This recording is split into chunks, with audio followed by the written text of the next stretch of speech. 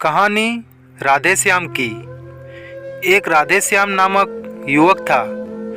स्वभाव का बड़ा ही शांत एवं सुविचारों वाला व्यक्ति था।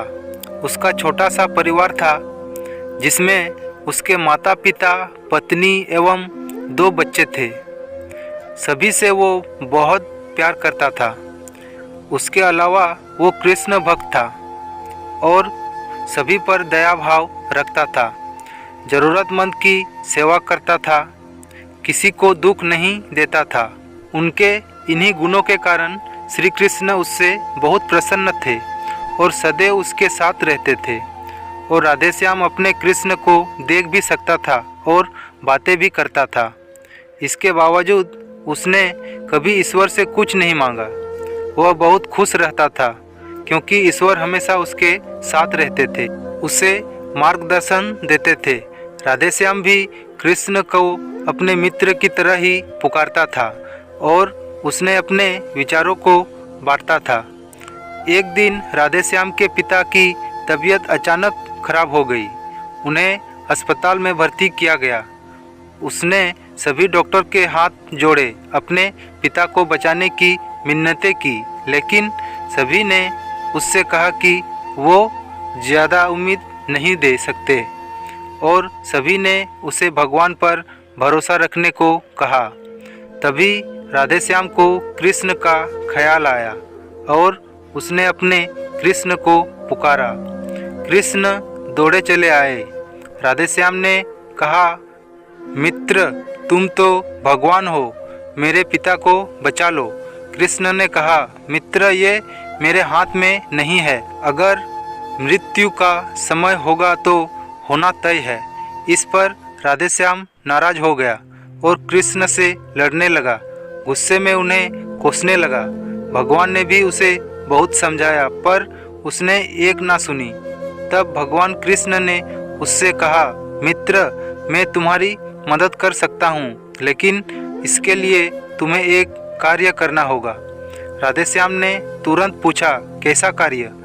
कृष्ण ने कहा, तुम्हें किसी एक घर से मिट्टी भर ज्वार लानी होगी और ध्यान रखना होगा कि उस परिवार में कभी किसी की मृत्यु ना हुई हो।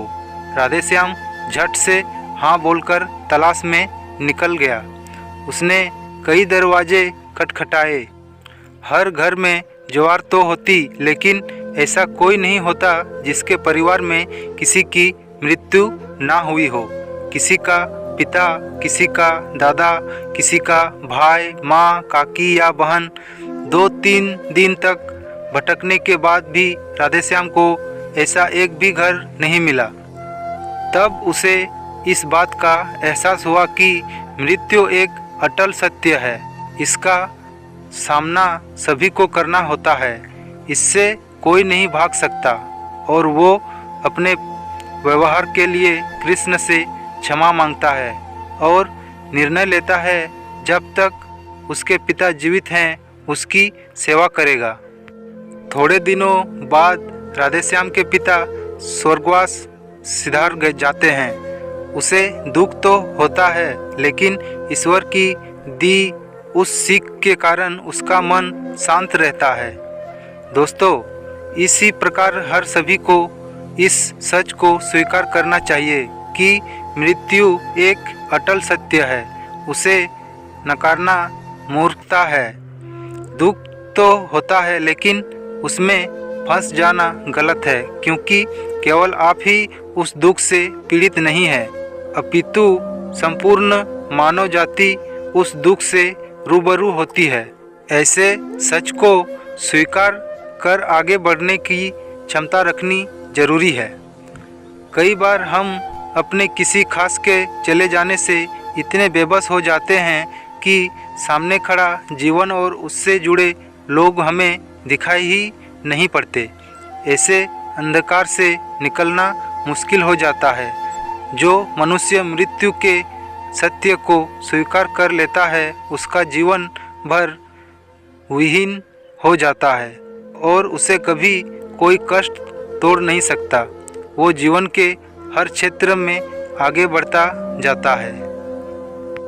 तो फ्रेंड्स, ये वीडियो आपको कैसी लगी? वीडियो अच्छी लगी तो वीडियो को कर दीजिए लाइक, और चैनल को सब्सक्राइब नहीं किया है तो कर दीजिए सब्सक्राइब, और पास में आए बेल आइकन को दबा के ऑल पर सेलेक्ट कर लीजिए, ताकि मैं जब भी कोई वीडियो डालूं तो उसकी नोटिफिकेशन सबसे पहले आप तक पहुंचे।